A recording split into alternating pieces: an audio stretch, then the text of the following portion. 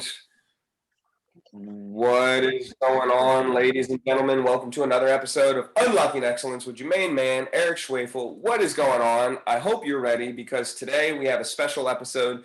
As you know, here at Unlocking Excellence, what we do is we give you tips and tricks and, of course, the keys to unlock excellence in your own life if you so choose. So I give you a couple of these different episodes. We just finished the series of Abundance. You got to hear from one of my friends, Maria. Now we get to hear from another, a longtime friend, and then my second NLP client, Mr. Paul Dupree. Paul, what is going on, man? How are you doing today? I'm good, man. What's going on, bro?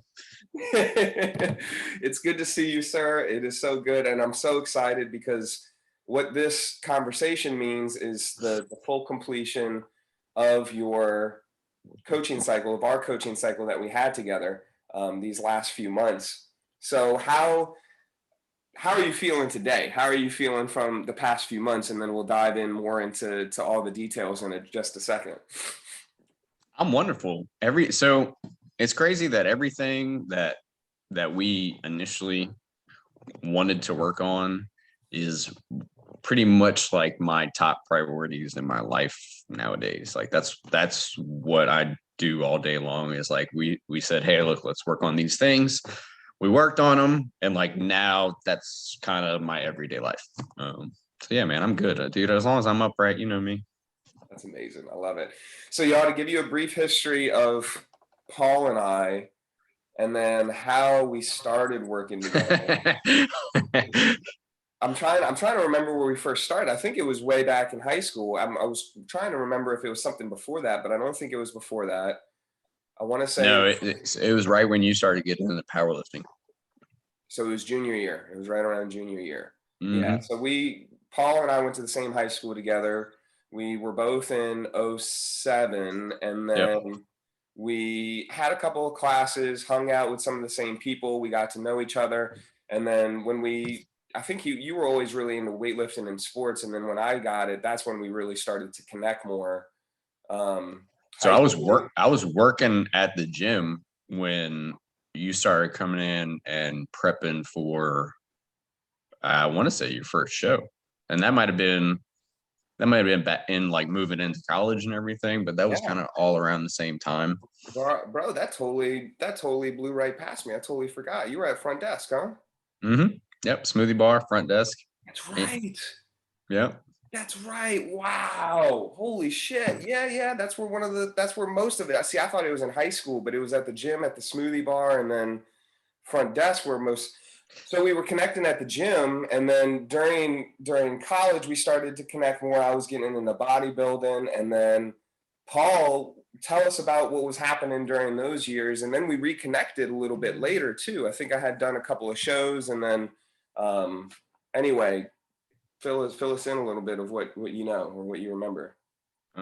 So I definitely and like throughout this time, this is the time period of my life where I was like super crazy. I was not stable as a person. I was delving recreationally into drugs and like going down that route. And I was still kind of like, it's crazy. I was always like torn with, the good and evil side of things. So like half of me was like still trying to work out and be healthy and promote fitness and everything. And the other half of me was like, getting high and drinking and doing drugs and I pretty much that balance or imbalance of those two things that's pretty much like all through college and moving to Baton Rouge and Hammond and all that stuff.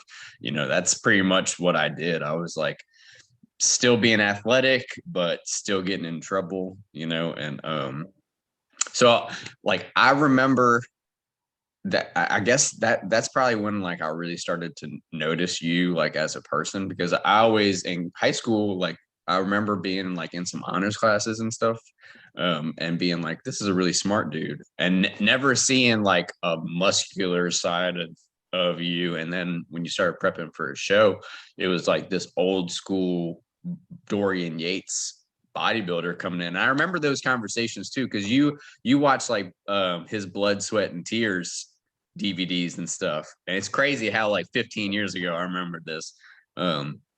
But seeing you like switch over to like I took my intelligence and now I'm gearing it towards bodybuilding. And it was always very, very inspiring, man. And I love seeing like what I would describe as the underdog, like guys and girls that just aren't genetically gifted or weren't like raised in like fitness and athleticism, and like they kind of move into that. Like it's cool to see people who always like were athletic get into it, because I feel like they have a step up physically. But then like you have these other people that have a step up like mentally, like their heart's big.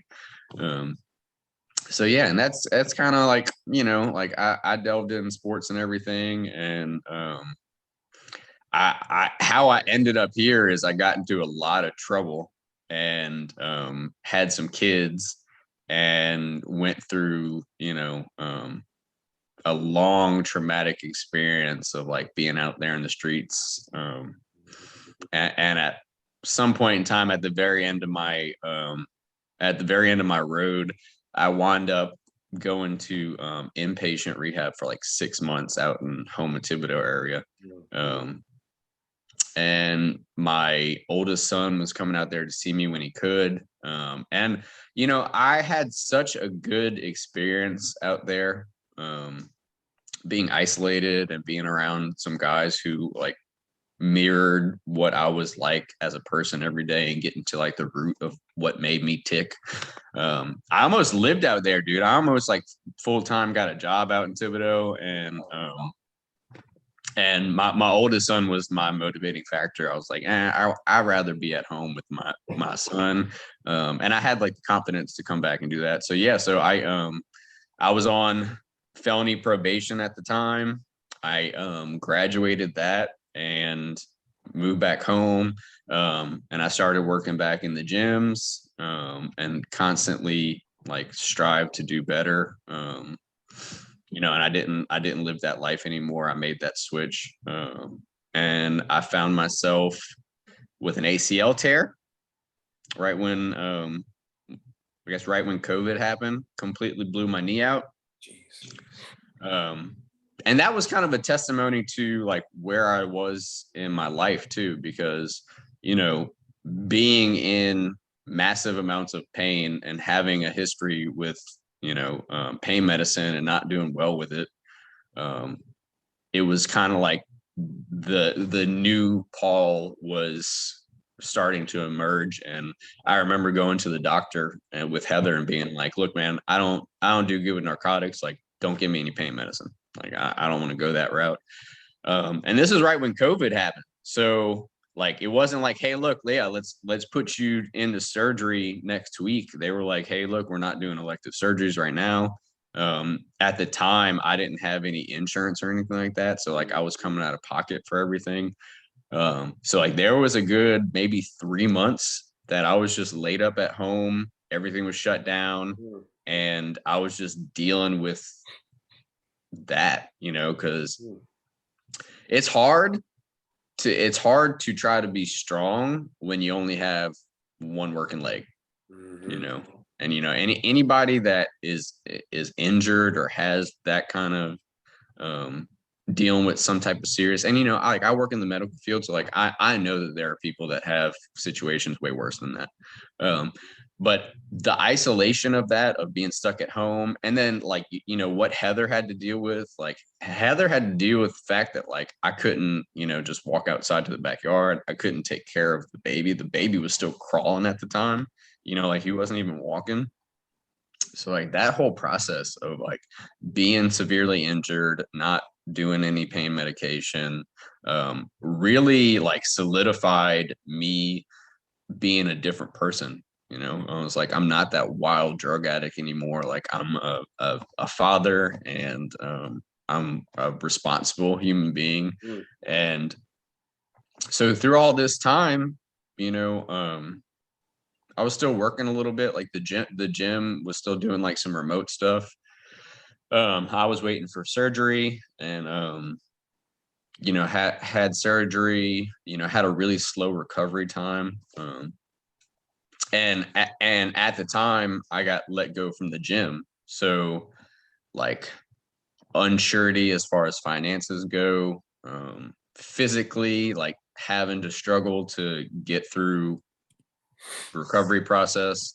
And it's crazy how God has things in perfect time for people. And you just, as humans, it's hard for us to comprehend, like, if you ask God for something, like he's shipping that package to you, he just doesn't give you a delivery date for that. And through that process, I reached out to a family friend for a job. I was like, hey, look, I have a sales background, I have a fitness background. Like you kind of are in that space. Can you help me out? Right. And through that, I actually got into like the orthopedic bracing because I was looking for something to kind of get the step up with my recovery from my knee. And through all that, like I started training again as far as the gym goes, because I didn't want to let that be like the end of it. I didn't want to be 30 and have a bummed leg and not train anymore and not have a successful career, if anything specific. So yeah, how I came to you was I was seeing a patient at Slidell Memorial Hospital, and I remember you having the gym, and I just never stopped over there. And I remember, like, right when I had gotten let go from CrossGates, I was, trying to do some marketing. And one of the things I was like, dude, I know a small business owner who operates an awesome gym with some awesome people, and he's always had success. So I was just coming back from Slidell Memorial, and I was like, I got some free time. Let me go pop in on Eric and see what's up. And I told you this. So like, I walk in there, and like you're doing barbell squats, like alone, some heavy ass weight on your back. And you just turned around and was like, hey man, can I give you a hug? Can I hug you? And and this is, I forget, this is at that time where like people weren't shaking hands and hugging anymore. Yeah. But yeah, and that's kind of how this started. You told me that you were getting into not just the fitness side of it, but you wanted to do some type of life coaching. And at the time, I was making the jump in my job to a new position. So like I was starting to go out into the field and do sales, directly to doctors' offices. Me and Heather were looking to make that jump into buying property or a house and changing, our lifestyle up. And then I was on the fence of competing at Greater Golf.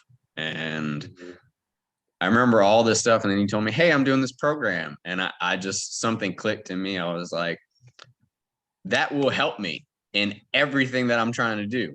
Let me see if Eric will, beta test this with me. And just the fates decided all that. I don't, you can't make that shit up. That's the wild part is, so as we speak, I always like to imagine that there's a third person, like that's listening. So then bring them into the conversation. So what's wild is we were in high school together, and we graduated 07, and then there was that little bit of contact with college and getting to know each other afterwards. But man, it had been years. I mean, like 5-10 years, somewhere along there in that range, of us not seeing each other, very little contact here and there, Facebook. So I remember when you walking in, I was very pleasantly surprised. And because like, what's Paul doing here? I haven't seen Paul in so long. What's up? And so we were talking, and yeah, you hit the nail on the head. It was beta testing, and I was like, this is so weird because I had just had the conversation with Maria about what my plans were for the gym and for exercising and where I wanted to lead to. And it was all very new. And Maria was like, okay, I'm willing to test it if you're beta testing. And then the same thing happened with you and I. This opportunity to beta test, quote unquote, came around. And then, shortly after you and her, it was like 3 or 4 more people in a week. So that's how I knew too that it was time to to follow this route because it's able to help with so much. So what were you struggling with before the program really? You mentioned, the ACL, so you were in on recovery from the ACL, or getting past that. You were with this position, and what I found out way later, which I didn't realize, was that you were just starting. You had been with the company, but you were starting this sales position. Um, there was, of course, getting back physically to where you wanted to go. There's a lot that we hit on, but before anything, what were you struggling with? So with with all of my big job positions, like I've been blessed um to come up in a lot of the companies that I worked for. I always had, and I'm not bragging, but I always had somebody in these Okay to companies brag that here. You can brag here. so I've always had somebody somewhere tell me like, hey dude, like you have the potential to do great things if you just work hard at them and just stay on it. And I've always struggled with following through on things. Like it took me, dude, it took me 5 years to complete an 18-month program on probation. You know what I'm saying? So like it's always, since I was younger, it's always been like, hey, I can start off strong, but like I never follow through with any of this stuff. And I think that has a lot to do with like not staying the path through diversity. I mean through Adversity. adversity. Thank you. And not only that, but not having a purposeful reason for doing things. I feel like that what was my issue with a lot of things. So I started to develop a purpose for all these things, and I didn't know how to get from A to C because I wasn't ever like really good at the B part, the meat and potatoes of these things. Like I was great at starting them Yeah. and then great at not finishing them, but I hadn't ever gone through the process. So like the things that I was struggling with was, okay, I have this new sales position that I've been training for a year for with the products and with the patients, and now it's my time to go out there and try to insert my helpfulness to the world. That's a dude, that's an overwhelming task when you have started a new field, and you know um you have to go be ready for rejection and obstacles and success. That dude, Yes. I was afraid of being successful Yeah. because I didn't know. Okay, so let's say they say yes. What then? Like, and that's, I guess that might be a normal person that has like a different mindset might be like, I'm afraid of failing. I wasn't afraid of failing. I've been a failure a lot. I have no problem failing at things. I'm very, very skilled at failing at things. I was afraid of being successful at them. Um, Most so that, people deceive themselves. so They say it's failure, but it's really success. it is, man. And I didn't know that was a problem for more than just me. Like, but there are a lot of people out there that secretly that's what they're worried about. They're worried about what if everything goes right and then I have to be that person. You got it. It's like okay, well okay, the package delivered. Now you have to be that successful salesperson or that successful parent and do it. And I get it. So that was like one of the main things. And then, with the recovery from the ACL, so like I was at a point where I was done doing like the therapy side of it. I got so busy at work and financially, I was paying for a lot of therapy out of pocket, which luckily I had a great physical therapist. He was just like, dude, Paul, I just want to help you, man. Like we don't have, I'll hook you up. He was like, I'll hook you up. I want you to get better. I want you to, and I'm very blessed that Chase Bennett over at Recovery Physical Therapy like took care of me and was worried more about getting me back to functionality because he was a divine factor in all of this. because I know that every time I see somebody locally that I'm like, hey, who are you doing therapy with? Which that's pretty much all I see now are patients that are, having to do some type of therapy or bedridden. I'm like, you should go see Chase Bennett. So I was at that point where I was ready to get back into the gym and get athletic again. I was dabbling lifting here and there, but I wasn't consistently hitting the gym, mapping out details, mapping out goals. Like I was kind of just, maybe once or twice a month at the most. And I was very afraid to put that new ACL to the test, man. Like I'll be honest, I was very afraid to get under that squat bar, and I was very afraid to get under that leg press and see if that knee would hold together. Yeah, I can So imagine. Shit. so there was that. And then, me and Heather were just at a crossroads with, financially, we wanted to like move to the next level of, owning our own property and growing our own food and having our own animals and being more self-sufficient and not having to worry about what the world is doing, and being like, hey, look, we know what we need to do as parents. We know what we need to do as breadwinners for the household. Like what the next step to this is owning some land, growing food, raising our own livestock. Like that's what we want to do. But same thing, I was like, how do I get to that point? Like I get that I have to have money.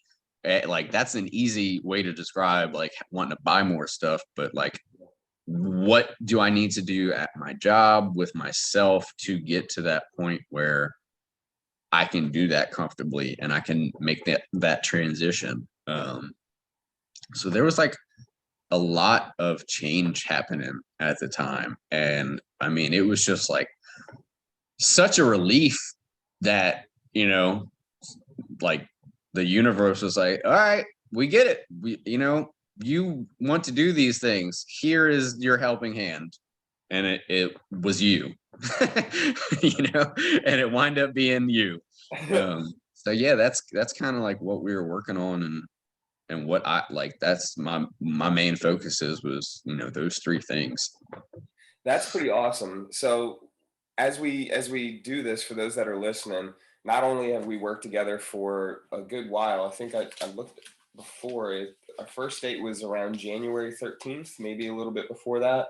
That was like the first official date. That wasn't just the conversation that we had whenever you walked into the gym.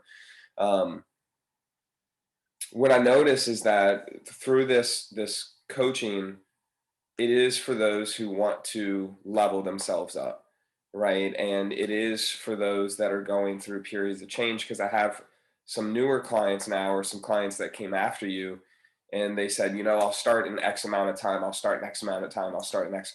So basically, they heard about it. Let me wait 2 or 3 months till this big thing happens, and then we can get into it. And I'll let them know. I'll be like, look, the reason why you're being presented with this now during the big thing is so that you can do well during the big thing. And they'll be like, no, no, no, no, no, I need to handle the big thing first. And it's like, I need to lose weight before going to the gym. It's like, look, you can do that, but I'm letting you know, based on the results that other people have had, that you want to do this during the big thing. You want to, because it's going to help shift you. Now, I didn't know that when we first started working together, because I had been studying and working on everything, but it had been a new process to me. So having your openness was vital, because, in physical training and personal training, the variables are set. It's like hard advice. Make sure that you're sleeping, make sure you're eating, getting your workouts in, staying hydrated. If you go that route, get into the right mindset, make sure that your support system and your community are on board with you. Don't put yourself in tempting situations. Well, with this, right, we're dealing with the unconscious mind. So it's a lot more vast, yet it's a lot more specific at the same time. And so what I found interesting is, as we focused on 2 or 3 different little areas of life, right? Relationship, finances, career. There's a lot more that started to flourish as our time together. Now, before I ask you about that, what was there anything that you were skeptical of? I mean, I had just started this. I got one client. You mentioned it was life coaching. I couldn't really give you many details. I was like, look, Paul, we're going to meet week by week. This is good. I have a process. It's just, I don't know what it's dependent. So was there anything skeptical or like, I don't know about this or anything like that before starting? Absolutely. So, so I mean, you got to understand, like, for I guess you know, I hadn't seen you in over a decade as a person. Just Yeah. like you got to understand, like the trust with people. Like trusting people with your money, trusting people with your life, trusting people with your vulnerability. Because if you're on in this program, if you're honest, you are picking out the things in your life that either cause you the most pain, unsurety, like overwhelming tasks. And a lot of people don't want to they don't want to get down to the root of it and say, hey, look, dude, like I need help with these things. So not only that, but the fact that you were like in the beta testing version of it, like hadn't successfully done anything like to me other than what I knew of your social media presence, of you as a person. Like I went off of just trusting you as a person alone, like because you didn't have any like you didn't have any clients for this yet. You were You're number like, two. Yeah. yeah. So and not only that, but like when we first started out, it was like trickling information of like, hey, this is the outline that I'm thinking of, not like, hey, look, this is the outline of the program, this is where we'll finish. It was like, this is the outline that I'm thinking of, and I think that was really cool too, because you were open to taking our feedback as clients to a coach and saying, hey, what do you think about this? And so yeah, completely skeptical. And not only that, but you know, the things that you were promising and that you knew deep down in your heart that would work, it's hard for somebody in the struggle of things to believe that like you can have some like miraculous things happen in your life like through that time period. And not only that, but to say, okay, I am going to make these miraculous things happen by my will and brain power. you Mhm. know I mean, it seems like voodoo, you know what I'm saying? Like, but as you have these things physically come to fruition while you're doing this type of coaching, it alleviates all that. Like I remember the first plant that sprouted, the first person out in the field that told me yes, like the first workout that went successfully. I remember being like, okay, it's only been 3 weeks that I've done something different, but look at all these, successes, or like, look at the things that we just, you know, um, did that subconscious training on that physically manifested itself. Mm. And that's when I personally was just like, man, let's go, let's do it. Like, and hopefully somebody out there will trust that the testimonies from your first clients should be proof that those things that you sign up for, there's an unlimited amount of growth that can happen in a short period of time. And I'm like, to have things in your life make a complete switch in 3 months, like, dude, people work 20-30 years for that. Yes. It can happen in 3 months. You just gave me goosebumps, bro. I want to be like, use my coupon code PaulD01 or 02. You gave me But goosebumps because it's true. It can happen so quick. And to highlight 3 weeks, and he was in 3 weeks, right? And then, okay, so this is a really good point, and then we're gonna really dive in. What was your first big breakthrough from the program, and some quick wins that you had? So okay. And I had it can be multiple because I know there's quite a bit. Okay. So I had some volunteer potato plants sprout out of my compost pile. That was like the first thing that I just moseyed over to my compost pile because I knew that I would need some type of fertilizer that I didn't have to buy. And I was like, look at these plants. What is that? And it was potato scraps that I had thrown in there that were just like thriving. So that was one of the first things. Um, and then um, Heather starting to come to the gym with me, like that was another thing. Because she it's crazy too. She worked at the gyms. Like she knows how to exercise, and like she knows a lot about like muscle groups and just naturally being around that field of like what I need to do. Like awesome client as a trainer. Yeah. So that was another thing. And then people started telling me yes at work. Like I had like big physician groups tell me like, yeah, you can come bring us lunch. That, and those three things, I was like, holy shit. I remember with your own body, so hitting the physical. Well, I remember because you said Heather. So I remember with Heather, not that there was trouble in the relationship in any way, but there could have been better communication.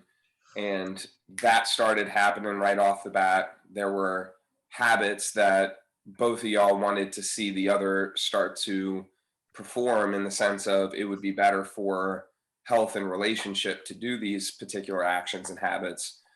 And simply from you noticing different things and then commenting on them in the relationship, and then also her noticing different things of you taking care of yourself better, also brought improvements to the relationship too. So the reason why I say that is, um, through this time period, it wasn't just you that improved, it was those around you. Even mom, dad, and brother, you got to get better connections with them too, right? Yeah. So my mom and dad, specifically my dad, started having some health issues, and it's crazy because like my mom and dad are in their 70s and they could still keep up with me. Like there's some shit that my dad can do. He's got that old man strength.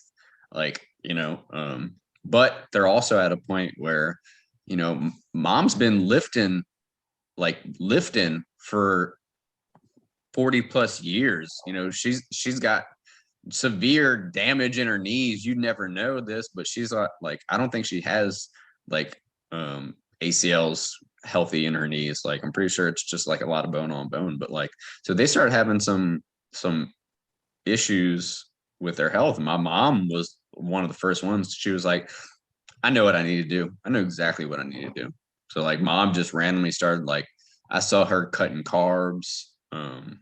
I saw her like being more protein centric, and I hope that's because that's what I was preaching to her. She got to a point where I think she saw me start like going ham again in the gym and start putting on some muscle, and I think that it reminded her of her heyday.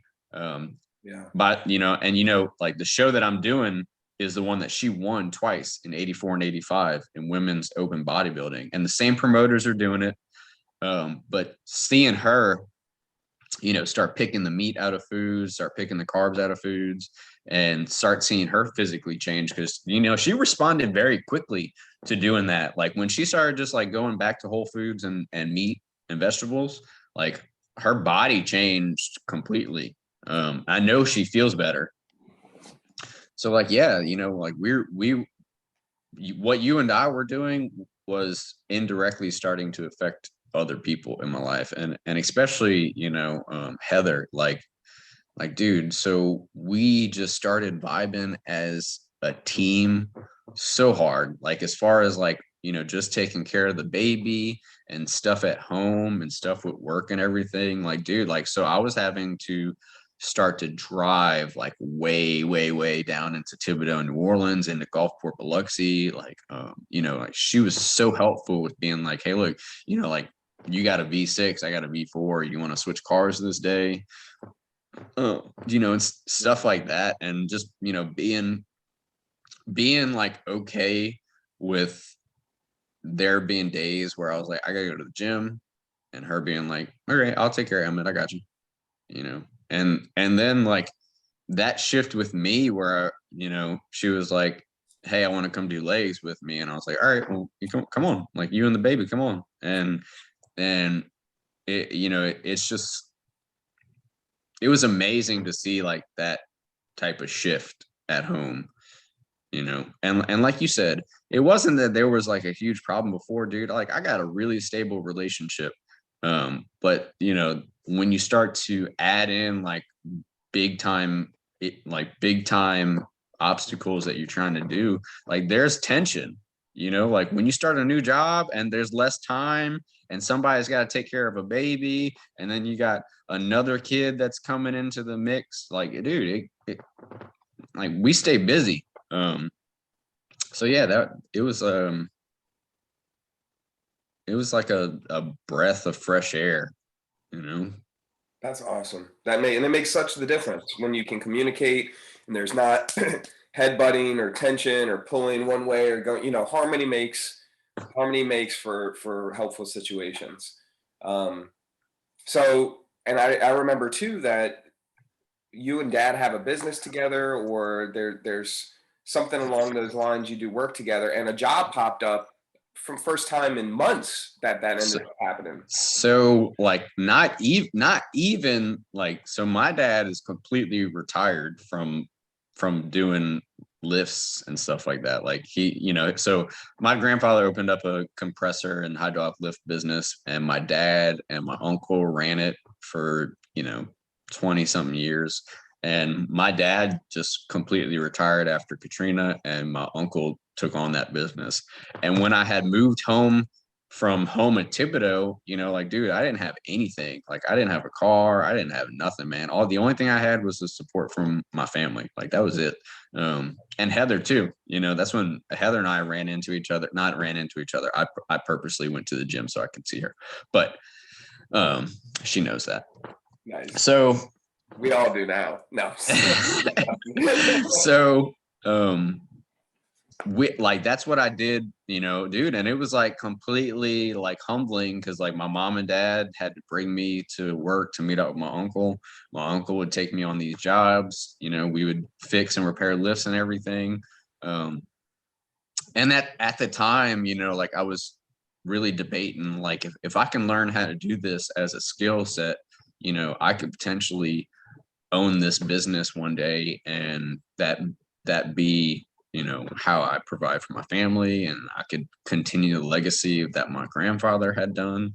And it got really hard as far as like transportation, like because my mom and dad were having to get up in the morning and bring me to different places in New Orleans because I didn't have a car. It just got really difficult on everybody, and it wound up not working out that way. So I stopped doing that completely, and I was working part-time at the gym, and that's when at the same time they were kind of like, hey, look, like you've been a general manager of a gym before, like you're working part-time at the front desk, like do you want to do something more than this? And that was the same thing. Like Vanessa Louie over at Crossgates was like, dude, like you can do more than what you're doing, like come on, man. So I transitioned into that, and I put the lift stuff down. Like I just wasn't doing anything anymore. And just, yeah. So my dad being retired, but not being able to not work, he's just not that type of person. He's got the knowledge of, he can install these lifts just by looking at them and looking at the shop and being like, all right, I know exactly what we need. Right. When do you want to do it? So just randomly out of nowhere, I get a call from a 985 number that I didn't answer because I don't answer random numbers. I don't know. And yep. And dude, I if it's like a patient, I know the number calling. So this guy calls me. He's like, hey man, I heard that y'all install lifts. And I was like, well, actually, that's, my uncle owns that business. He was like, yeah, I talked to him. This is something small at my house that, it's not going to be for commercial uses. And like my uncle, he services like the big main dealerships in New Orleans. Like he's busy, dude. Right. So I was like, okay, I'm like semi comfortable with doing this, but I gotta like recruit some help from my dad. Um, and it's cool how he heard about me was my boy Joey Steele over at Crossgates. And Joey's got his own like crazy testimonial. Like that dude is like lucky he survived an elevator crash, and now he like holds state powerlifting records, survived an elevator crash, had to relearn how to walk, man. Like he's just like lucky he's not a hemi-paraplegic. He somehow remembered that that's what I did when I first started working at Crossgates, and was like, I know somebody you can call. So this dude called me. And dude, it took us a couple afternoons, but me and my dad put this lift in for this guy. And I remember telling him, like, hey, look, if you're into cars and stuff, if you run into somebody that wants to put a lift in at their house, or they want something small, like, hit me up. And then like 3 weeks later, he did. He was like, hey, I got somebody else that has the lift that they got. You want somebody to install it. It's like, what? How did this happen? Like that was complete. Like I did not market anything like that. I did not like initiate any of that. Like that just happened during my coaching. 2 jobs, and you have not had any months prior to that. No, years. It was like 2 years, dude. Wow. I hadn't worked with my uncle in like 2 years. Wow. So stuff like that, that's the kind of stuff that I like to highlight too, because with Maria, she had a few things. So within the first few weeks that starts to happen, the workouts start to end up being completely different. We had conversations of how certain stacking, certain ways of doing shit, I can't think of the right word. The structure of your workouts ended up changing because certain ways of doing it caused pain, and instead of doing what caused you pain, you listen to the body and were able to hit it at different angles for more optimal workouts. So I was starting to journal, like, so, and I was starting to journal a lot of things, like, Heather said something last night too. She was like, well, maybe if you're not journaling like a 13-year-old girl, you'd have more time.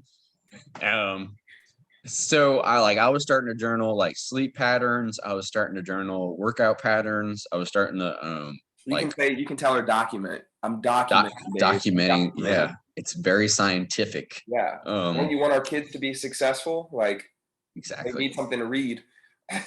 Like, oh yeah, and I've been writing a journal for Emmett too. He just doesn't know. Yeah. So yeah, I was starting to like document things. I was starting to make like next day goals, weekly goals, like stuff that I had to, at one point in time, I had like 3 different calendars that I was all operating out of. So yeah, I was like starting to do that, and I was starting to like prioritize body parts that I had always had a problem with. I was like, okay, like I definitely have to get my quad on my left side back to normal. Like my arms need to be big. I've always had like super long inserts, not good bellies in my arms. So I was starting to like prioritize these things and track like order of exercises, and I started noticing like specific things that were happening in these workouts where like severe inflammation was starting to come on in my elbows, and tracking them, I was able to like write notes next to them, like did this exercise fine, did this exercise caused a lot of pain, and I was able to like switch those exercises up, remove them, put them into, and I started to notice like just the way that I was training certain things wasn't being beneficial, to where like halfway through the workout I was just like dealing with the pain, and there's no way that you can like successfully contract and expand muscles if you're just hurting the whole time. You know, like you still have to have enough like focus in there to like flex and be comfortable with it. So yeah, I started noticing a difference. And then I started noticing like days I would work out and I wouldn't have any elbow pain, which for me that was amazing because I remember like the last couple of years of like when I was getting big wanting to compete, I was like having a lot of little aches and pains in my joints. And having those workouts change and that pain go away, I was like, holy shit, it's so awesome to do arms and not have any elbow pain whatsoever. And then I started noticing like growth, and I was like, oh wow, not only am I having pain, but I'm actually getting some hypertrophy in this. Like, so yeah, and like just things that I like not only was hesitant about doing before I had tore my ACL, but things that I was definitely hesitant about doing afterwards, man. I remember like getting the courage to be like, you know what, dude, like I need to get under a barbell and I need to squat to the floor and back up. And I remember doing that on the Smith machine and no weight whatsoever. And the inspiration and empowerment that gave me to squat all the way down to my calf and come back up, dude, I was stoked. I remember like, dude, like tears, stoked. And what's crazy too is like I got a sick pump from getting underneath the Smith machine with no weight and doing, 60 reps. Right. And I was like, wow, dude, like I can get my leg back to where it was before. So yeah, like there was stuff like that, dude, that like I said, man, tear jerkers in the gym. And anybody that's like either like got on the scale and see the amount of weight they lost, or like you show them their before and after picture and they like, fucking weep. So what's so interesting I hear from, and this is just, we're just talking the first few weeks right here. You already noticed a difference with your approach to career and business and how you got into the networking and getting, the sales portion, which we can hit on a little bit more here in a second. The relationships in your life, father, partner, improved. We didn't mother improved. We didn't even talk about Bruce and how that's improved. You noticed a difference with your green thumb right off the bat and how you wanted to start growing food and seeing how the potatoes ended up happening in the compost. And then one of the biggest ones, I think, which quite a few people experienced as well, I'm thinking about Rhonda's results. The body starts to heal and the body starts to change, and you no longer tolerate the pain that was in the body, but you start to notice it and say, is this something that I want to continue having? And you start doing something about it. Anything right off the bat? So those quick results, those first breakthroughs, any more of those coming up, or you remembering any of them? Yeah, I mean, you mentioned in Bruce, dude, like me and my brother were at a point where we just didn't speak. Like, we weren't talking at all, like no communication whatsoever. And how long had that been? That was like there was like a good 3-month period, 3 or 4 months where we just like he didn't. I think that he blocked me or or something. Like we just didn't talk. And I remember him, being like, "Hey, look, don't talk to me anymore." Yeah. Yeah. And like he was in a certain place in life and I was in a certain place in life where I was like, look, dude, you don't want to talk to me? It's cool, man.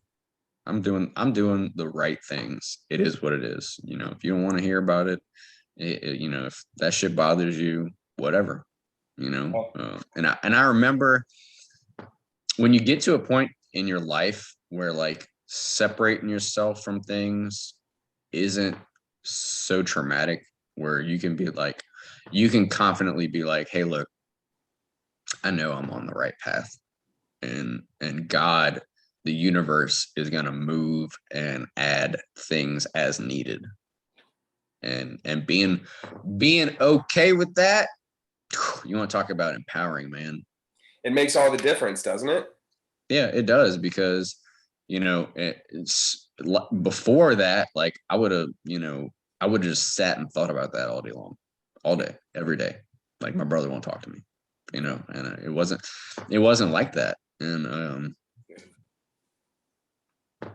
So yeah, and just it's hard to go back to. I mean, I could probably like rewatch some of my other videos and tell you, but yeah, dude, there were a lot of things that just like boom happened. Like it was right around the time where like I think Bruce just came and apologized to me one day, like was just like, dude, sorry, like I miss you, and I was like completely. What's cool is that usually like I'm like in the past I've been very vengeful towards things. Like, dude, if something went wrong or we had a burnt bridge, like I would always feel that tension. But like I kind of just like got rid of that. And I understand that like there have been people that have forgiven me for things that I shouldn't have been forgiven for. And I was kind of just like, all right, that's cool, bro. It's all good. Like, this is what I'm still doing, and we just were able to move past that. And like now, me and Bruce talk all the time, and he's writing music again that he sends to me. And he seems like he's in a really good place. Which, it's such a relief to know that like your family is doing right for themselves when they're not around, Yeah, it makes all the difference. There's like a safety feeling within yourself. Like, I don't have to worry. I know that they'll be okay and they're going to take care of themselves, kind of thing. Yeah, yeah, yeah. And it was cool, but yeah, that was like some of the main stuff that happened like right off the bat. And things were just starting to like move into a realm of that I just didn't think was possible at the time. I had never like really thought that those type of things could happen or would happen, and especially like right in front of your face very quickly. It's really wild. It's really, really wild because of what we touch on, right? And so I remember too, when we first started, somewhere along the lines, I was like, just wait for your results. And I know that you count your chickens once the eggs have hatched, right? So there's no point in saying I'm going to have 10 when I don't have 10, right? And so you start seeing the results. Those are the ones that come right off the bat. The next question that I got for you is, what have been your specific results from the coaching in the program? So as you tell us more about that, if there's any that come up, I'm going to look through some of our notes because you had some badass quotes through our time together, and I'm going to find those and let some people know about those insights. Yeah, so you and your note taking definitely captured some things in the moment. Because I remember we had like, you always have these moments, especially in these coaching sessions, where like shit gets real and deep, and it might be for 5 minutes, it might be for 15, but like it just gets really deep. But dude, like specifically, man, like I have with work, I told you I have had more orders and accounts join up in work in April than I did through the entire first 3 months. So like, Is it okay if I give the exact numbers of orders? yeah, because I think we did it. In January, he had 10 orders exact. That's when we started.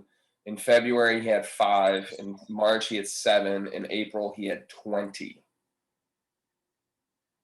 Boom. Pretty much tripled just like that. Yep. That's wild. Yep. And it's cool too. It's because like, like we started in January. So like it wasn't just like this immediate thing. Like, so there was 3 months where I was just like grinding out there, my boss kept telling me like, dude, just keep knocking on the door, man. Just keep knocking on the door. Like keep answering that dinner bell. So for 3 months, I didn't have like a huge boost. We were just working.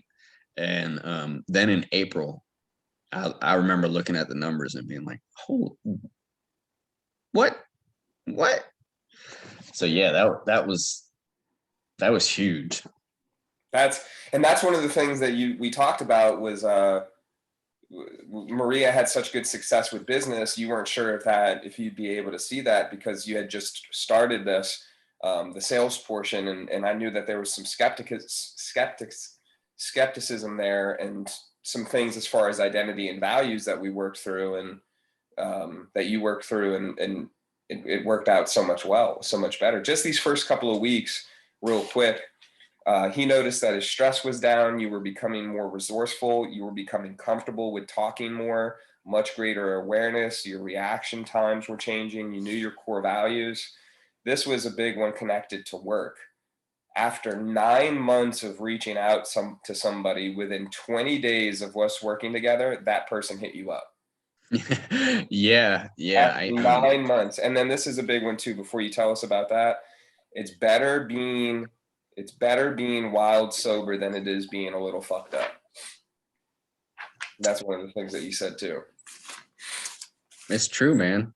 It really is. Because you get to like when you're not full of drugs, like you get to feel like all the good and the bad stuff going on. And it's a different dynamic as far as like your thought process, because like you have to like process that pain and figure out what you're going to do with it, like, it's just like, all the motivational videos say, dude, like, man, you can let that shit break you, or you can use that and fuel whatever you have going on in your life. And I have had a lot of pain, and I have a lot of fuel, and like that's one of the things I just needed help to get that engine going and to start using that in the right direction. And then when the good things do happen, it means so much more, Mm. But yeah, so I remember what you're talking about, and I really can't mention specifics with it, but yeah, I had been chasing this lady down for almost a year. Like, and when I say chasing down, I mean like knocking on the door, popping in, calling, emailing, like the whole nine, borderline harassment. But I knew I had something to offer, and I knew that if I could get that meeting, that somebody was going to benefit from it, and just randomly after right in that first month, I just randomly got an email.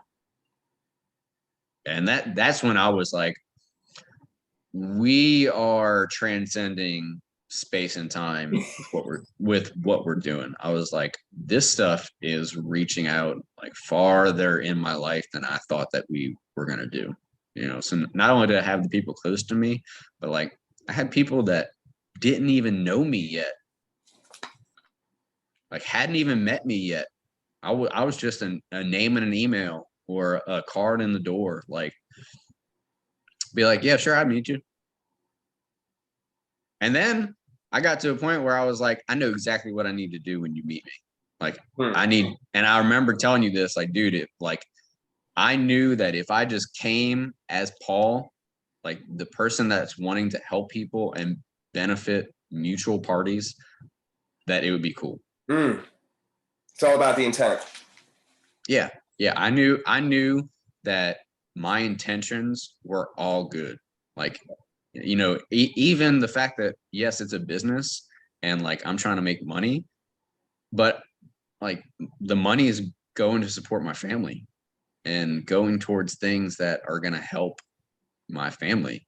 And not only that, but like I knew that if they let me work with some patients, that like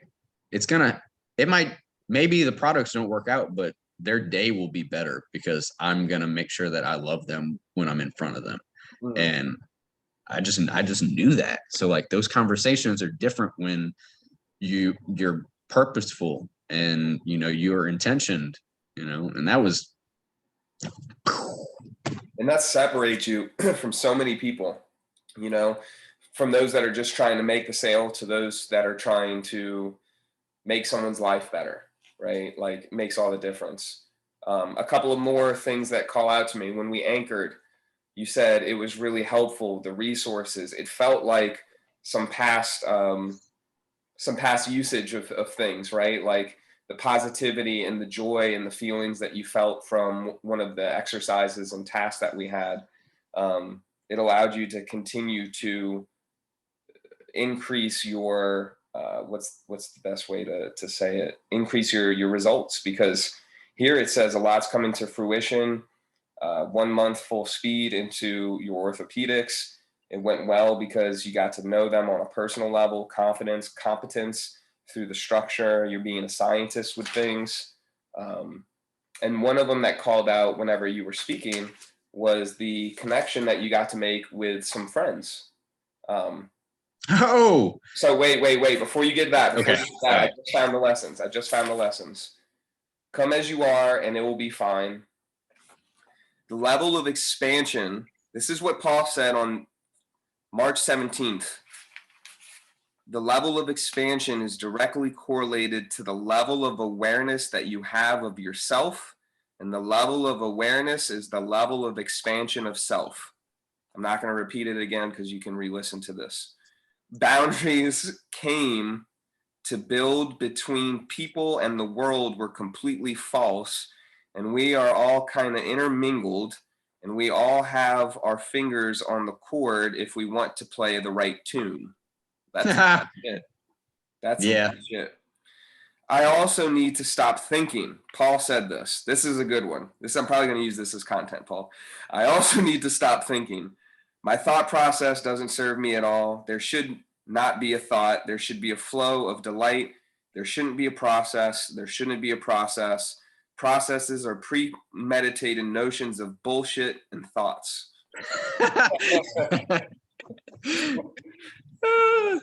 Yep. It's dude, the amount of bullshit that I used to tell myself still, I mean, dude, I'm not perfect. I practice, not being attached to those things. But like, man, the amount of bullshit that we tell ourselves and then we go and live our lives off of that stuff, it's nonsense. It's really nonsense. And like that, I encourage anybody to like reprogram how they talk to themselves, and that's one of the things that I started developing through this coaching. Like I became way more of a supporter of Paul, and not only that, but I started giving myself the respect and my thoughts that I wanted to give out to other people. Like I started congratulating my wins, and not guilt tripping my failures, and I think that, dude, that's one thing that definitely rubbed off from you to me, because like you would just like start off with what happened and you would like applause, like that's how we started all these sessions. And just really, it's wild how that shift, if you're around the right person and have the right coach, how that can, like it just translates over. And I don't know if we mentioned this, you never had a coach before me in this capacity, right? This was like brand new to the whole process. No, man. I mean, like I started out with like, and I always said this to people, like I told them I will never have a trainer or a coach, because I was like, like there are things that I can discover about myself that, if you're in tuned, other people can't teach you. And then like my shift was like, that is such an arrogant way to think about shit, like to not remain teachable. So I just started with like, I bought a bunch of books, and it was just about random things that I like thought were interesting, like manage your day-to-day, manage your habits, manage your marketing, like, and I was just reading. And then that's when I was like, dude, like the learning process has not stopped. There are many, many, many things that I can become better at and constantly work on. And that's, like coaching with an actual person was even better, because like you have that live interaction of feelings and feedback, and like like when you're reading, like your feedback is your own of what somebody else is saying, but like they can't like retort to your thought process. But like with coaching, it's like, dude, you have immediate like, hey, look, that shit sounds really good, or that sounds really wrong. Let's run with that. Um, so like you're creating these new chapters in your own book. Wow, what a great sentence that you just said there, because another thing that Paul said on 324 was, I feel like I just closed a chapter that I've been living in too long. Oh my God. Yeah, man. Like I remember Go ahead, go ahead.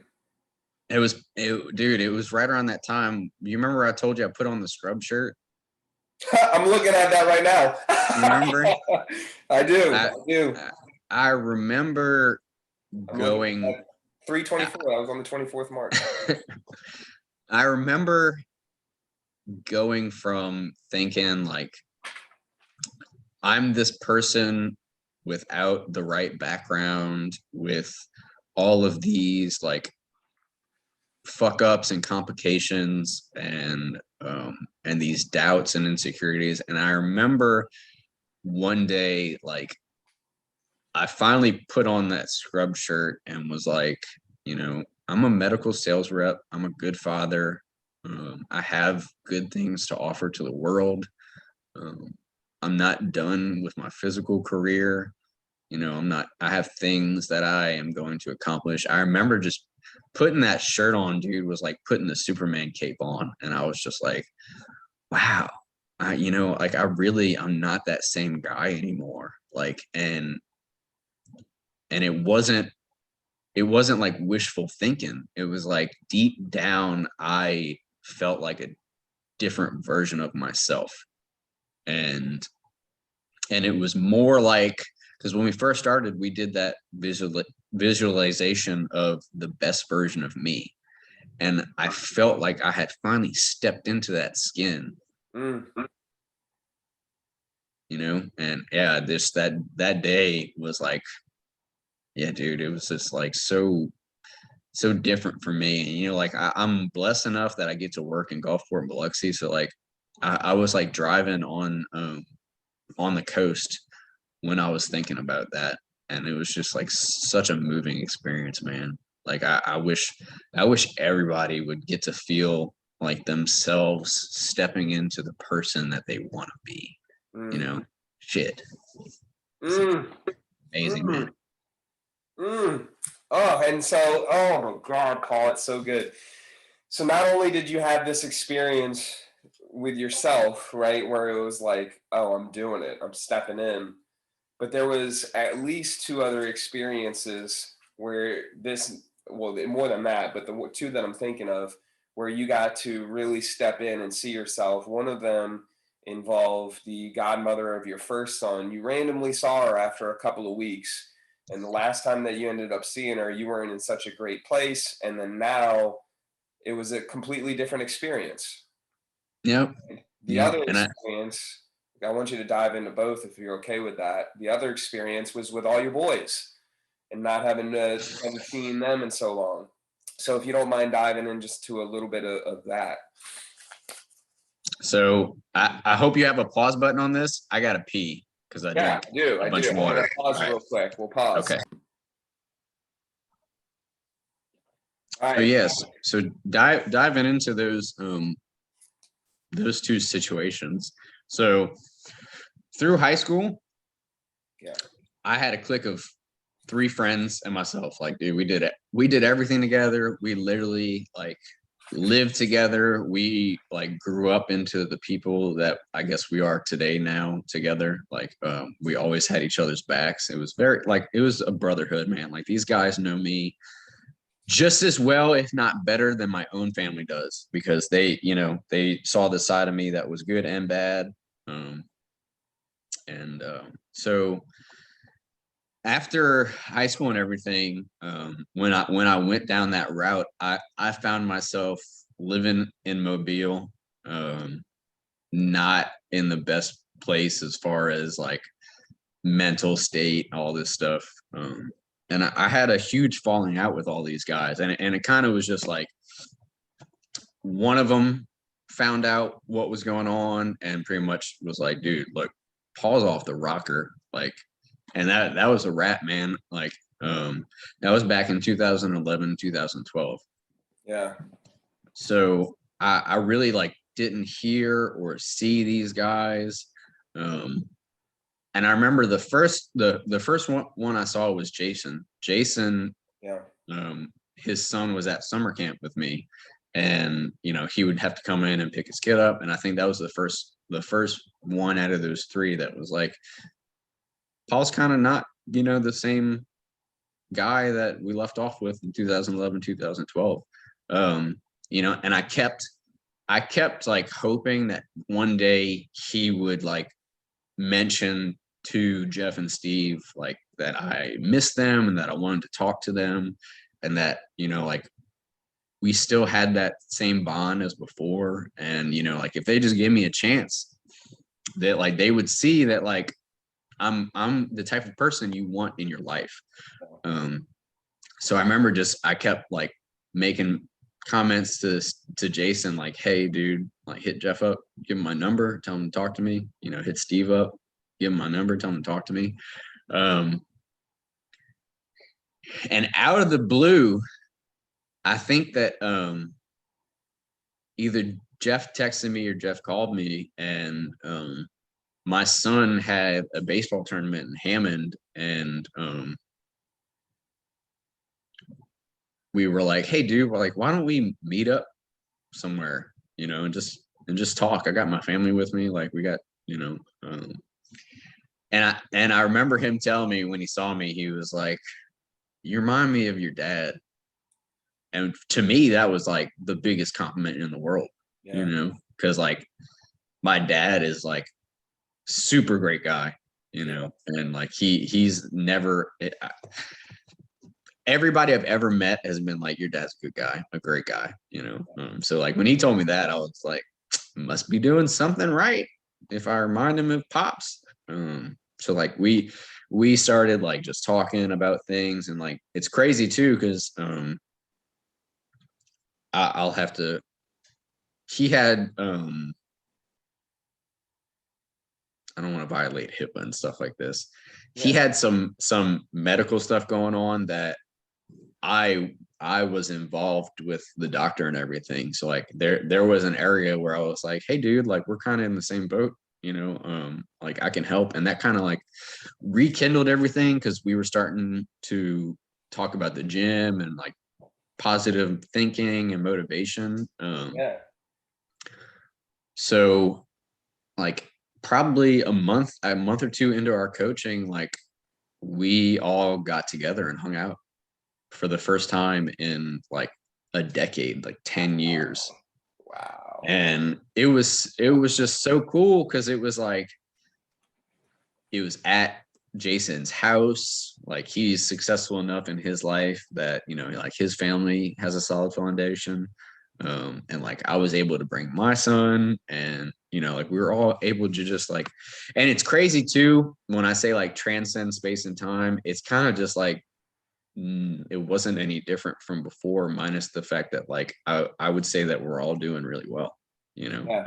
and it was cool to kind of see that. Like there was that immediate hesitation of like, I remember Steve even saying like, oh, we're gonna have to get used to being around each other again, and I was like, nah, no we don't. It's there's no different. And just the fact that that came to fruition like right when we were doing that coaching is just like mind blowing, because I was like, dude, like they had like labeled me like an insufficient friend, for a decade. Like this dude, not who you want to be around. And then we, got more into, how we were doing and everything. It was just wild how like we all commingled through something. Like Jason's son was at the summer camp. Jeff was going through his medical stuff. Like we all had something going on, that kind of like commingled us. Like those strings were still attached. And now, like we got a group text message where we, talk to each other, and it's kind of just like back how we were 10 years ago. Like if I needed something, I could probably reach out to one of them and they would come help me. And it goes both ways. Like if they hit me up, I'm like, hey man, I need this, I need that. I'm like, oh, hey, I'm in a position where I can actually give something to this relationship.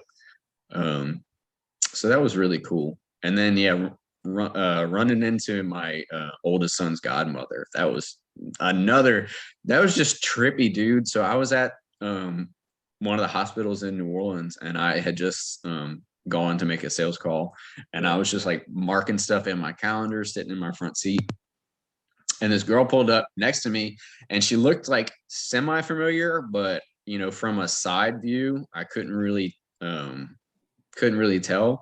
But then when she got out the car, I was like, oh my God, that's Bryden's godmother. And I started talking to her, and she saw like the car seat in the back and was like, so you got another kid? I'm like, yeah, yeah, I got a little 3-year-old. He's awesome. And I got to catch up with her and everything.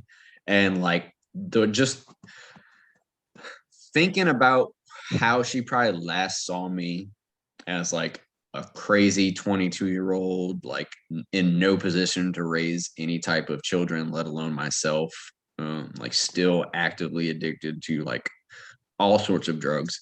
And I had like nothing solid in my life at the time.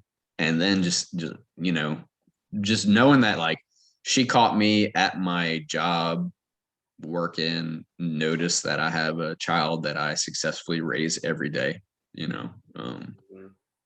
And just that whole conversation, like it was just so cool because I was like, damn, like I totally shed that skin of that person, like, and I can like honestly say that like I'm in a great position, you know. It was just wild. That's so And cool. out of all the parking spots, dude, out of all the hospitals that I go to, out of all the times, out of like all of that stuff, and that's like when we were talking earlier about like miraculous things, I was just like, dude, there's no way. And when she pulled up next to me, I was like, nah, not possible.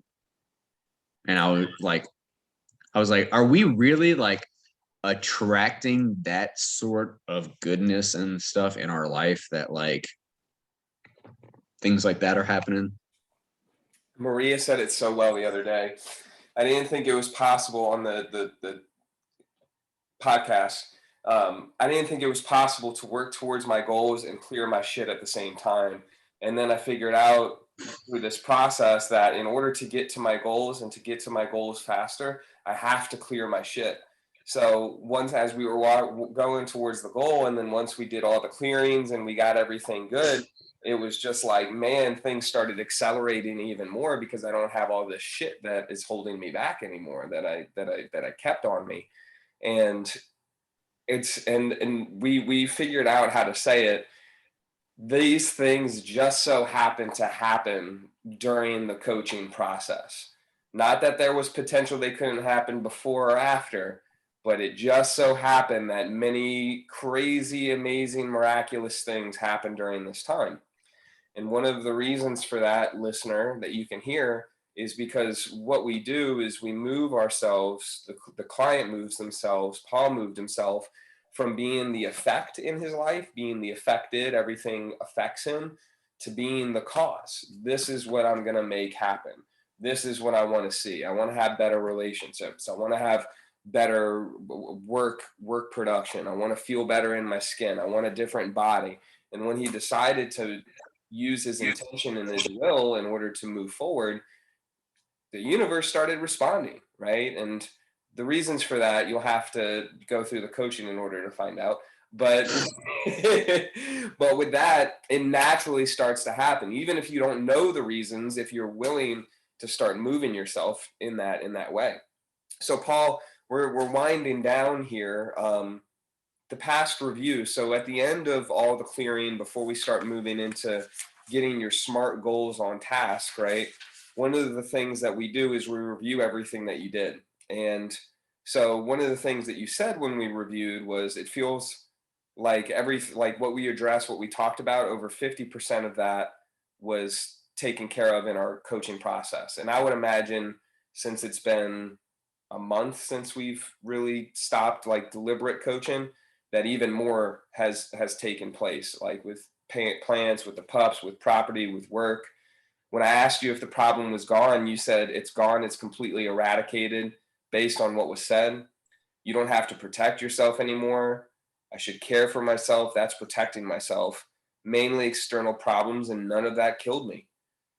The stuff that you did, it was so fear based when you started. And you said, I should be afraid of all the shit I know I could do. And now you see yourself as abundant. And before you saw yourself as, of course, you felt inadequate, is what you said. All this stuff manifested through going through it. All this stuff manifested going through it. Subconscious playing a bigger role than expected. Subconscious training did a lot more than expected. Connections were made. You're already seeing returns. Huge connections are being made, felt, innovative new ideas are coming into play. You continue to do what you need to do. Allow conversations to happen themselves, not repeating old patterns. Feeling freedom to say fuck it if you don't want to do something instead of like having to do it. So, with all that, sir, anything else to add or is coming up as far as results or something along those lines? So whenever we did all that clearing, it's wild how your subconscious can remember things so vividly and reattach you to them so quickly if you have the right type of coaching to get there. So just imagine if somebody told you like, hey, we're going to go through your past and we're going to clear all that negative shit out your life, and when you come back out of it, you're not going to have that anymore. And not only that, but we're going to go back and we're going to find all those positive things that make you be the light that you are. And we're going to make sure that those are in the forefront of your mind. And that's, I was totally hesitant about it because, like, to my knowledge, the only way to do that was through like some serious hallucinogens and not through types of meditation or hypnosis or anything like that. And I remember after I started like actually using the anchors at points in my day, being like, wow, we really just like rooted all those good things about my past in my mind, and I don't feel like I'm so like succumbed to all these negative feelings about things that happened back in the day. um Mm. and I really think that that has a large portion of it, because like now it's kind of like the old like ball and chains aren't with me, and like I get to wake up every day and it's like, I get to do me, and I'm going to make that whatever, I want to make it. And if I don't want to do something, like my survival rate is 100%, I'm either going to do it or not do it, whatever's best for me, you know? I loved when you mentioned that on one of our calls. My survival rate's 100%, and I've been batting 1,000 on bad days. I've survived every single one of them, so I've been doing pretty good with that aspect. And hearing that, because I didn't hear it before, the first couple of weeks, but when you started saying it, I was like, man, he's shifting. He's shifting big time. He's shifting to the point where he's no longer. I mean, if you're overwhelmed, you're overwhelmed. There was one week I remember it was really challenging, and it was really challenging because so many other things weren't lining up in place that you had been doing before. Life happens, but whereas one way you would have reacted in the past, you didn't react that way. You just saw what needed to be done, what needed to be fixed in a sense, course corrected, and you course corrected it just like that. It wasn't anymore, woe is me, let me spend all day thinking about it. It was ABC, XYZ, move on. Yeah, like I remember that week too, man. Like that, like it wasn't all just like sunshine. Like there was work that needed to be done, and I remember, like I had a week that I was just struggling with that, like stinking thinking, scheduling, just like not feeling great. And I remember like journaling like the shit that was making me feel bad, and like Uh-oh, you froze up on me. pulling that stuff out and being like, all right, how can I replace that with things I know feel better? You paused on me again. Could you repeat what you just said?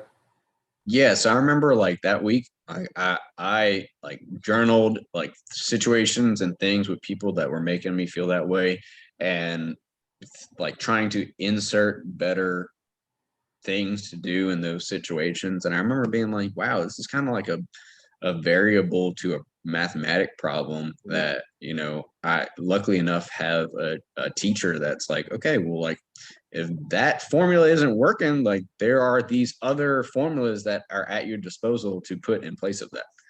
And then it's just like, am I responsible enough to fix it? mm, Do I want to fix it? You know? mm. That's the question right there, man. So many people get caught up in the shoulds and woulds and blah, blah, blah. This is the way it has to be. And it's like, just ask yourself this question right off the bat. Do you want to fix it? Do you want to experience something different? Yes. Okay. No. Then don't complain, right? Uh, Right. with that last little bit, because I don't want to hold you any longer. As far as results are coming in, any more come to mind? I mean, so Oh, my, you got the as plank far as, claps. yeah, yeah, like as far as the green thumb goes, like I have like numerous things growing successfully that I'm going to be able to eat. And I just last night I ate a bunch of potatoes that I grew voluntarily on my own. So like that's one of the one things. And physically, physically, man, like I am back to a point where like I've made probably more gains physically than I ever did, taking all sorts of performance enhancers and everything like that. Like just like naturally doing it the right way. Um, and just with work, dude, like I have numerous successful accounts that like keep me busy and I get to go out there every day and help somebody. Like there's not one day that goes by that I don't get to go out and help somebody. Mm. Um, and like we talked about my credit score, dude, like my credit score Yep. went up, Influence. Yep. like the financial side of it, like, yeah, I still struggle, but like, seeing that plan start working itself out, like paying off old debts and stuff like that, man, it's really cool. And just like the team that I have around me, like I know that the people around me like support me in the changes that I'm making, and like it's cool when you like add more team members to your life, when they're like, hey, you have somebody you can depend on. It's really cool. Everything's been really cool. That's what's up, man. It feels good. It's like the tribe grows, right? And the more that you become the best version of yourself and who God, the universe created you to be, the more that you attract those that have that same prerogative and that same intent. I'm trying to think if there's anything else. We hit the physical body, we hit all the changes. That's amazing. The way that the anchoring ended up feeling. We hit on the relationship with Heather, with family, with different relationships in the family and friends. We've hit on career and how that's exploded and different networkings and opportunities are still abundant, health and fitness. The other thing would be spirituality, because mental emotional health goes in all of that.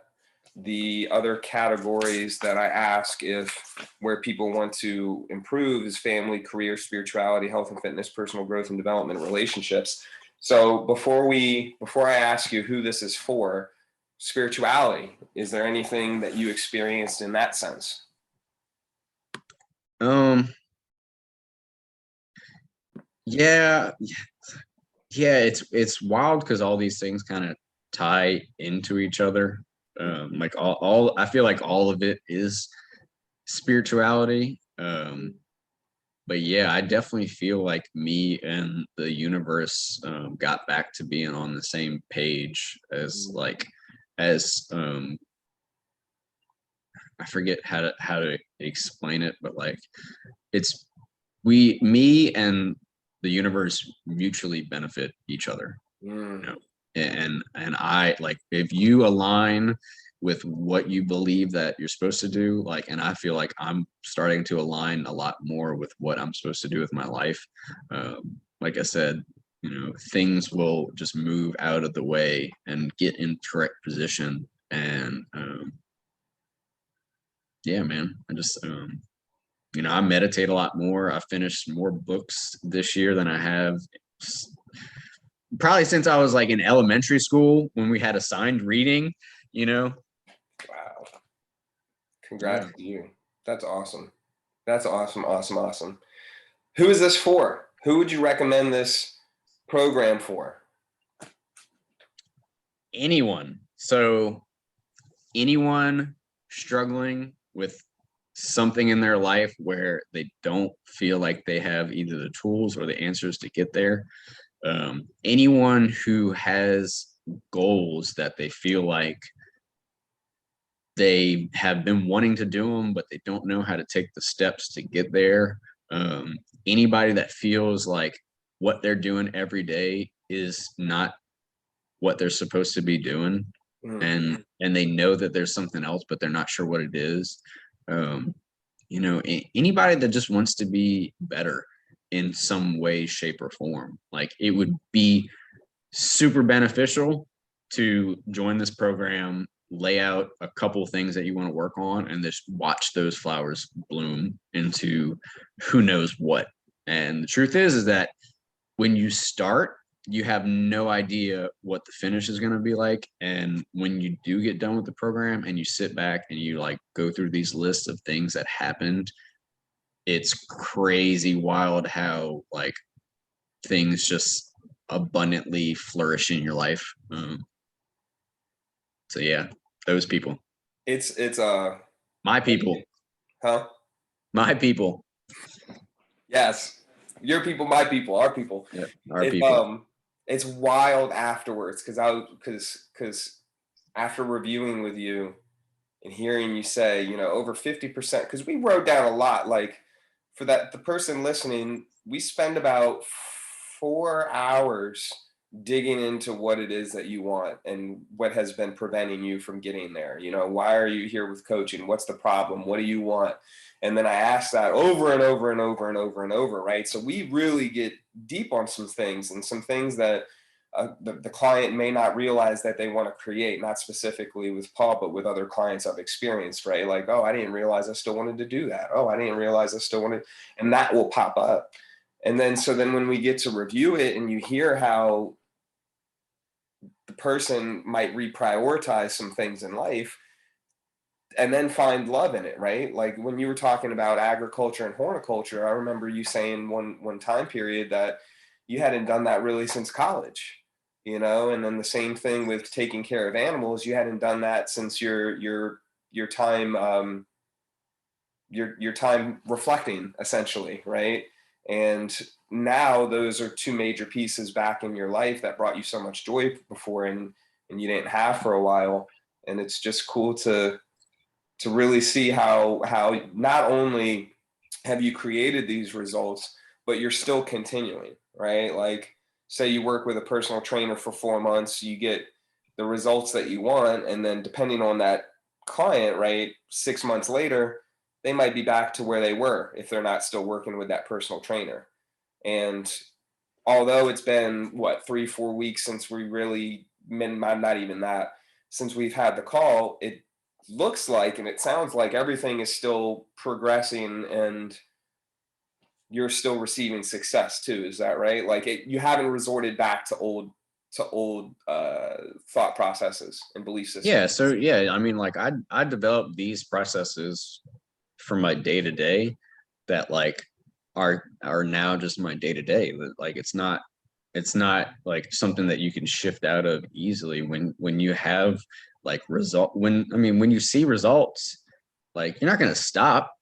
You're not just gonna say, oh, like look at all this amazing stuff. Let me just like put that on, let me just let all that go. It's like, no, like just you know, let me just keep doing all this stuff and see like what a year does, that's why I'm going to keep doing this, because like I know that if I do this for another session, like, oh my God, like the results could be, who knows, like maybe I, jump a whole nother level financially, maybe physically I jump a whole nother level, like maybe those levels that I think in my head that I'm going to jump are not even close to what I'm actually going to attain, you know? The biggest thing I've noticed is when we're finished with all this, we check 2, 3, 4 times with the unconscious mind. Are there any events? Are there any emotions? Are there any beliefs? Are there any decisions that need to be cleared? And sometimes there is, sometimes there's not. But ultimately, once we get two answers on two separate occasions that say you're cleared, and essentially, if there's a problem, you're creating it in your mind, right? So why would you want to use what is the such powerful gift of the mind and attention and intention to continue to create things that you don't want? And you have this new identity, so why wouldn't you, like you said, keep multiplying, whether it is together or not? Because I like to get that option, right? Like, I want my clients to no longer need me, but to want to accelerate and to want to have these things, but they're good on their own, right? It's like working out. I don't want the codependent relationship. That's not good. We're interdependent. We benefit each other as we work together, right? And that's the biggest difference. Is it's not codependent. It's not independent. We're all connected. We work together, and we honor that, and then move forward to serving humanity and the world together. It's like figuring out you get superpowers, you know, like, are you really just going to like sit at home with them? You know, Great power also comes great responsibility. Such a good movie. Such a good movie. Such a good So with comedy. that, this is the last one. This is the question I mentioned to you, and then I said that I wasn't going to tell you. So Paul, there's a billboard, and you get the opportunity to put whatever you want on there, and all 7 billion people plus in the world are going to see it. What are you writing? It can be explicit. It can be whatever you want. What are you writing on that billboard? Be the hero of your own fucking life. Be the hero of your own fucking life. Just like that. Okay. With an exclamation point.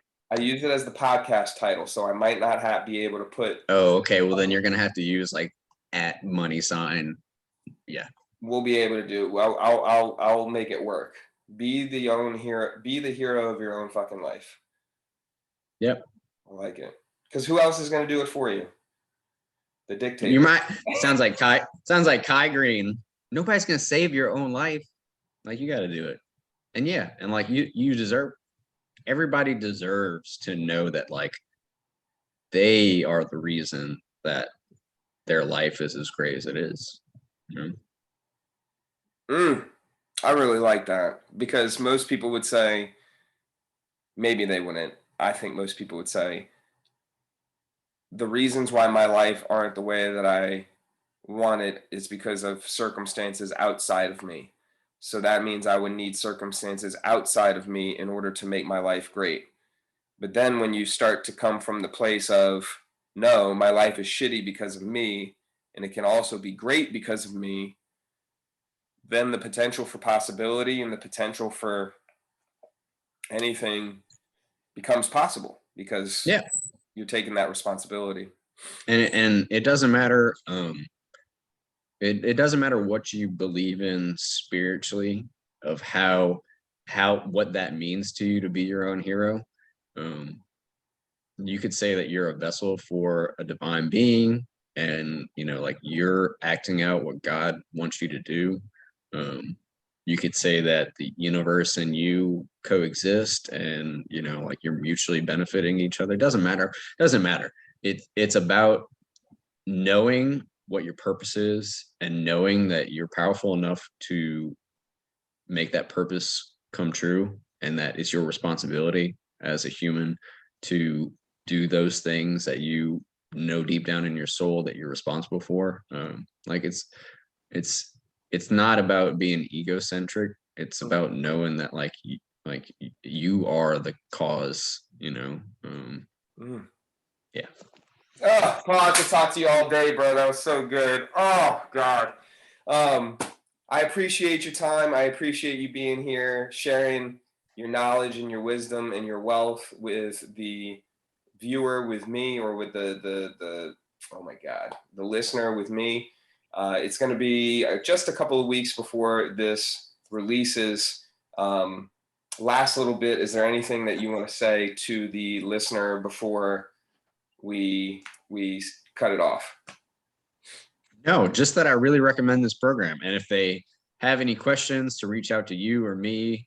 Um, just do it, dude. Just do it. Like take a leap and do it. And dude, I appreciate you so much with everything that you helped me with. Like, I could cry. I like, this whole session has been amazing, and like the people that we've been able to affect with this stuff, and they don't even know that it's happening, but like, they appreciate it too. So yeah, man. Thank you for being open, and I shared all that with you on our last session. Thank you for being open. Thank you for being receptive, for being here, for taking action, because that's the biggest thing, and for implementing, because it makes all the difference. So where can they find you, Paul, if they want to ask you a few questions, get motivated by you? I don't know if y'all know this, y'all, but Paul is going to be on stages soon. He might not even know it, but he's going to be impacting the world and serving people in such a way. So look out for him. Paul, where can they find you and reach out to you? Paul Dupree on Facebook, Paul Dupree on Instagram. Southern Medical in Slidell is our office. If you need to walk in and come find me, you can. Or like, I would prefer you to talk to Eric and then let him say, hey, look, based off what you told me, this is one of the clients that you should talk to based on what's going on with you. But yeah. Sounds good. I love the instructions. And with that, ladies and gentlemen, remember that you are unstoppable. You are the cause, not the effect, and you can have and do whatever it is that you want in life, because any moment it's 100% possible 100% of the time. We'll talk soon. Peace.